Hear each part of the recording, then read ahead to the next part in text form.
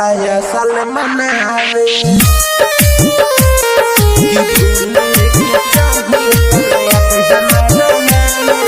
स्वर्ग म्यूजिक पर जाए जितने भूले के चाहिए उतने याद हमारा आवे कि जाय मनाते यादवयो सुनाया साले मनावे कि भूले के चाहिए उतने याद हमारा आवे कि जाय मनाते यादवयो सुनाया साले मनावे।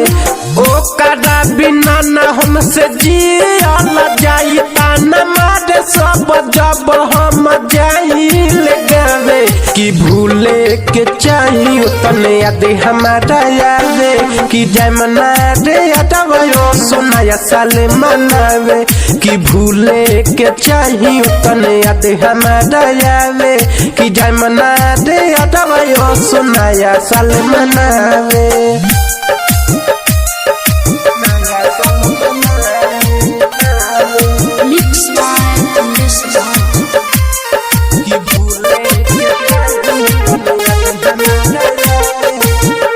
पिछला साल संगे हमारा पिकनी मनैली ए साल हमके छोड़ी के बड़ी दूर गईली। अब आइल नया साल सुन सुन रे यादवा त खून के आंसू हमके रोइली। कथी कदी कुछ समझ में नया वे खाना पीना बनाही हमारा रे भावे कि भूले के चाहिए उतने याद हमारा आवे कि जाय मनाते यादवयो सुनाया साले मनावे कि भूले के चाहिए उतने याद हमारा आवे कि जाय मनाते यादवयो सुनाया साले मनावे।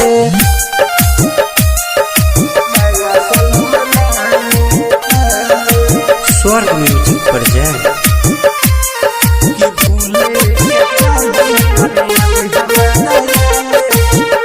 बड़ी दुख में बातें सुननी रहू दीवाना उ दोसरा के संगे रहत होई है रोजाना। इतना दर्द देके उ गइल बाड़ी कि हरदम घूमताटे बन के बेगाना। सुन साहेब सवरिया के गइली दुआरिया हमर फाटेला करे जाऊ न के हिदाहे कि भूले के चाहिए उतने याद हमारा आवे कि जाय मनाते यादवयो सुनाया साले मनावे कि भूले के चाहिए उतने याद हमारा आवे कि जाय मनाते यादवयो सुनाया साले मनावे।